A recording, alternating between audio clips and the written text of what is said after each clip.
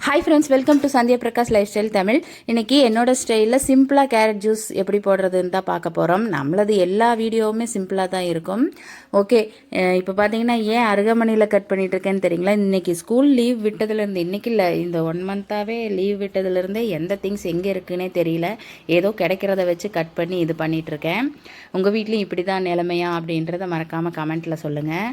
Okay, carrot juice பார்த்தீங்கன்னா fresh carrot, அதுக்கப்புறமா தேங்காய் போட்டிருக்கேன். ரெண்டுமே மிக்ஸ் பண்ணிவிட்டு நல்லா அரைச்சிட்டு, இது வந்து நான் எப்படி அரைப்பேன்னு பார்த்தீங்கன்னா, ரொம்ப தண்ணி ஊற்றாமல் அது கேரட் முழுகிற அளவுக்கு தண்ணி ஊற்றிட்டு 3 டைம் அரைச்சி வடிகட்டுவேங்க. அந்த வடிகட்டி வந்து கொஞ்சம் பெருசாக வச்சுக்கிட்டிங்கன்னா நல்லது. என்கிட்ட இப்போதைக்கு நான் ஏற்கனவே சொன்ன மாதிரி அது மட்டும்தான் இருந்துச்சு. எந்த திங்ஸ் எங்கே இருக்குதுன்னு கண்டுபிடிக்கவே முடியல. எல்லாம் ஸ்கூல் ஓப்பன் பண்ணால் தான் கண்டுபிடிக்க முடியும்.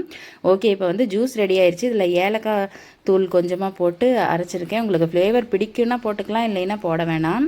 எனக்குமே வந்து இதில் ஏலக்காய் போடுறது அவ்வளோவா பிடிக்கல. ஓகே, இதில் வந்துட்டு நாட்டு சக்கரை மிக்ஸ் பண்ணிவிட்டு குடிச்சிக்கலாம். ஐஸ் க்யூப் போடுறதுனாலும் போட்டுக்கலாம். இருந்தாலும் ஃப்ரெஷ்ஷாக எடுத்துக்கிறது ரொம்ப நல்லது. நாட்டு சக்கரை மட்டும் மிக்ஸ் பண்ணி குடிச்சிக்கலாம். நான் வந்துட்டு எனக்கு வந்து ஃப்ரெஷ்ஷாக அப்படியே குடித்தேன், நல்லா தான் இருந்துச்சு. நாட்டு சக்கரை எதுவுமே சேர்த்துக்கல. ஏன்னா இந்த கேரட் ஜூஸ் குடிக்கிறதுனால பார்த்திங்கன்னா ஸ்கின்னுக்கு, கண்ணுக்கு எல்லாத்துக்குமே பெனிஃபிட்ஸ் அதிகமாக இருக்குது. ரொம்பவே நல்லது. இந்த மாதிரி ஜூஸ் எல்லாம் பார்த்திங்கன்னா வாரத்தில் ஒரு 2 டைம் 3 டைம், அதாவது ரெகுலராக ஒரே மாதிரி எடுக்காமல் தினமும் வெவ்வேறு ஜூஸ் எடுத்துக்கோங்க. ரொம்பவே நல்லாயிருக்கும்.